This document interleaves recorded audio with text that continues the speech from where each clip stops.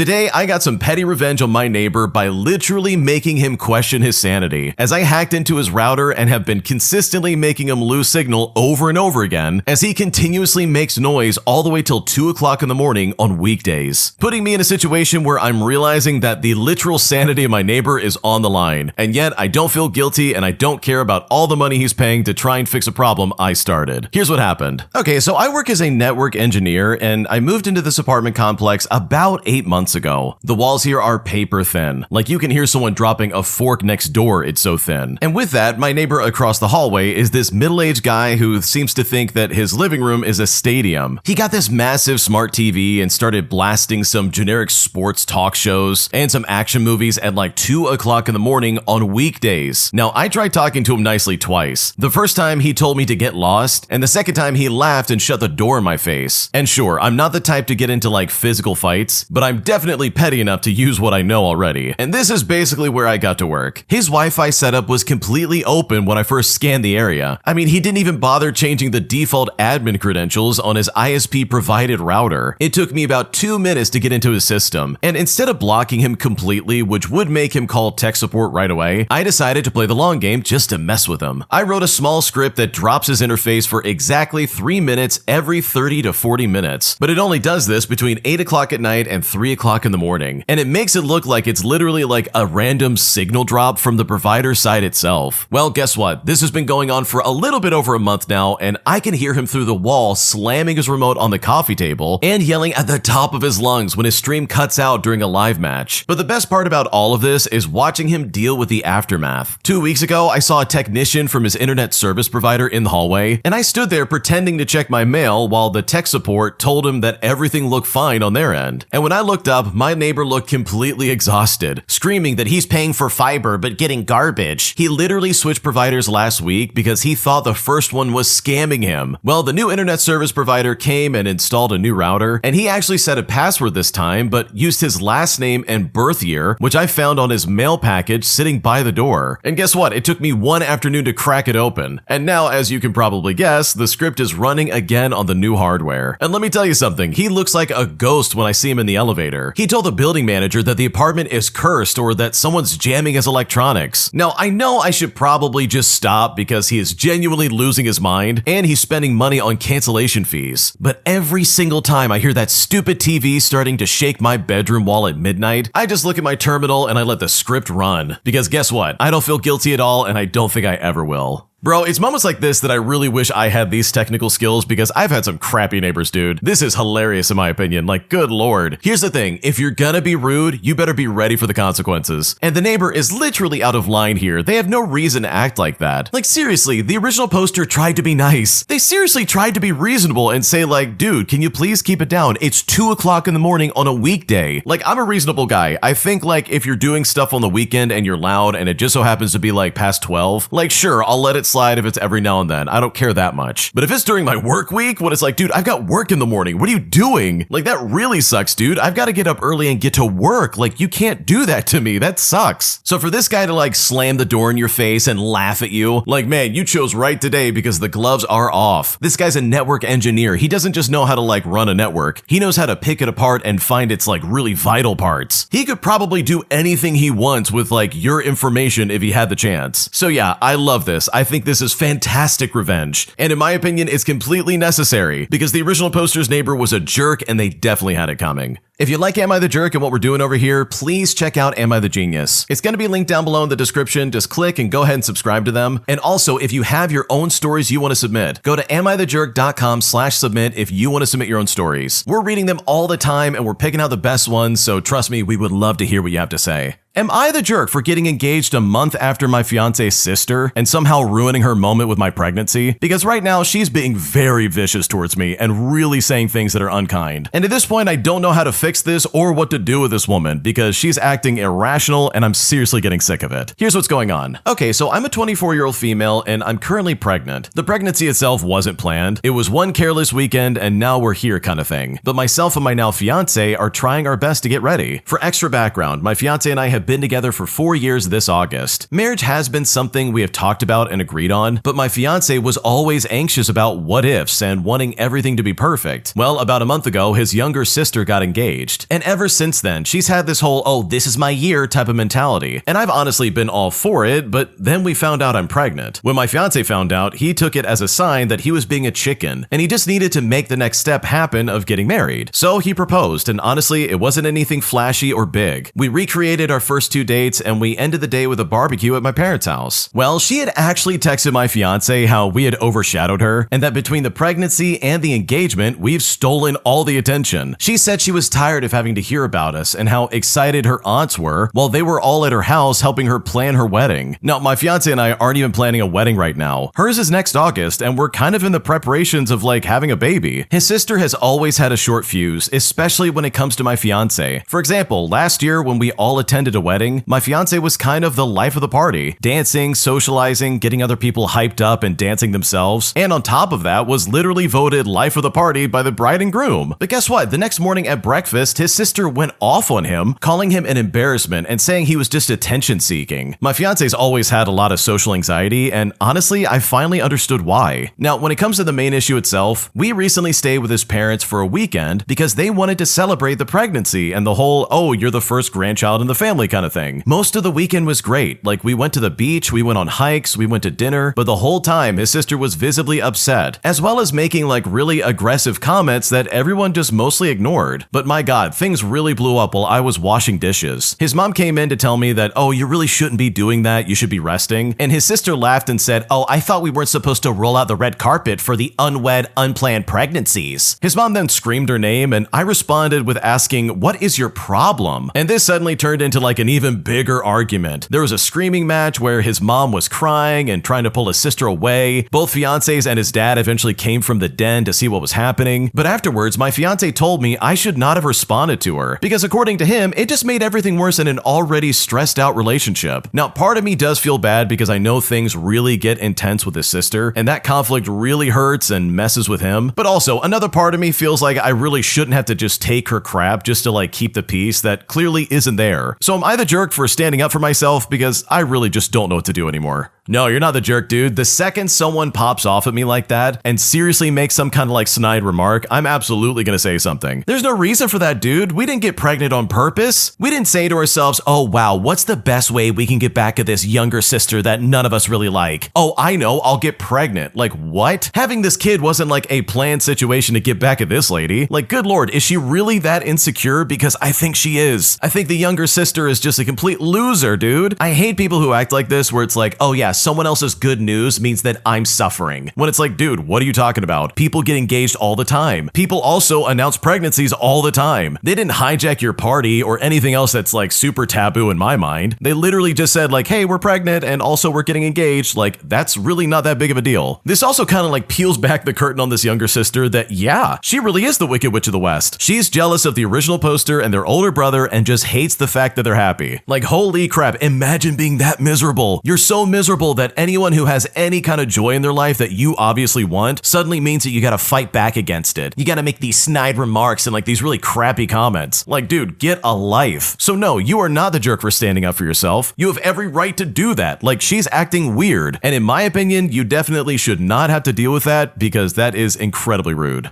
My girlfriend's entire Instagram feed is full of thirst traps of guys dancing with like six packs and huge muscles. And now as a result, I feel incredibly insecure. And at this point, I don't know what to do. Here's what's going on. Okay, so first I need to give a tiny bit of background. I've struggled all my life with my weight. And after losing over 40 kilograms, I was finally kind of happy. I haven't been going to the gym that much lately, and I don't care as much for my diet anymore as I used to. And that honestly all comes down to time that I just don't have anymore. Now, we were laying in bed yesterday and we were scrolling through her Instagram. After a while, there was one six-pack guy after another, and she was like, oh yeah, that's so yummy. And soon after that, she went right to sleep. But the problem now is that I started spiraling. I started thinking to myself, why does she feel the need to look at stuff like that? Am I too ugly? Like, I'm looking in the mirror and I still see the fat boy again. I know I'm nowhere near that, and I might have gained like maybe 4 kilograms over the last year. And this is because it has gotten more stressful, but even still. Well, in the morning, I told her about it and she reassured assured me that it's just what girls do. And yeah, I get spicy stuff on my feed, but her whole feed was full of dancing guys and basically no clothing, with huge bodies and six-packs. Even though she said otherwise, actions speak louder than words, I feel. So as a result, I didn't eat anything the whole day, and I was already out for a run during my lunch break because I had time and because I didn't eat. And I know, it's a super unhealthy reaction. And after getting a little comfortable, I may be slipping back into some bad habits, but I just feel disgusted with myself, and I now just don't know what to do. Yeah, I completely think the original poster's in the right here, because if the shoe was on the other foot, your girlfriend would lose her mind if you were doing that. If you had a feed full of women and you're like, oh, she is so hot, or even implied that, oh, she's so yummy, then she would be like, are you kidding me right now? And this is not like a gender thing. I think this is just like across the board disrespectful to your partner. And hey, maybe it's just me, but her trying to say like, oh, all girls do this. Like, I don't think that's true at all. I think that's a complete cop-out, and she's probably trying to dodge the fact that she hurt your feelings, which is really rude. Because you don't want to do that to her, but it seems like her entire Instagram feed is just focused around that. So yeah, I think your feelings are justified, and I don't blame you in the slightest for being upset. An entitled boomer demands that I say hello to her every time she gets on the bus, as she refuses to sit down until everybody on the bus acknowledges her existence. And if I'm being completely honest, this is incredibly annoying. Here's what happened. Okay, to get things started, after a knee surgery, I had a long recovery period in which my knee was stiff and very slow. Out of an abundance of caution, I stopped driving during times or on roads that have heavy traffic, because if I had to slam on the brakes because someone made an illegal lane change, they had a bad merge, they're darting around really fast, or they're on a side street, I worried that my knee would just be too slow to stop in time. And sure, it was overly cautious, but I'd rather drive only when I know sudden movement and like pressure on my knee is not really gonna happen. Also, on bad days, I take the regional shuttle service. Part of this public bus basically offers like door to door, and it seats about 10 people, or if there's room, 6 people plus 2 wheelchairs. Now, while I'm on the bus, I put on my headphones and I focus on work. We're talking emails, Teams meeting, maybe a work call. The point is, I need to focus and concentrate. Like, my head's down, I don't even pay attention to others getting on or off the bus. Well, one woman, probably in her early 70s, demands that everybody acknowledges her. I usually sit in the back, which is like a quieter area with less chit-chat, but if I don't acknowledge this lady, she will literally come to the back and wave her hand between my face and whatever I'm working on, whether it's a video call, troubleshooting a script, writing an email or report, etc. And she'll do this just to force me to look up and will not leave until I say hello. And just in case you're wondering, no, she is not special needs. She has at least a part-time job in retirement working at a restaurant. She just really expects me to drop whatever I'm doing, no matter what it is, and say hello, ignoring the obvious universal do not disturb sign of the over-the-ear headphones, which yeah, that's impossible to miss. She will also walk past the open door to wave her hand in my face, not even caring if I'm talking with somebody or not. I've even been in a Teams call and she just stood there saying hello until I put the other person on mute to say it back. Fortunately, once she gets a hello out of me, she will ignore me the rest of the trip, but sometimes she demands at least a nod as she gets off, requiring me to pay attention to her stop, even though I have way more important things to take care of, which overall is just incredibly weird.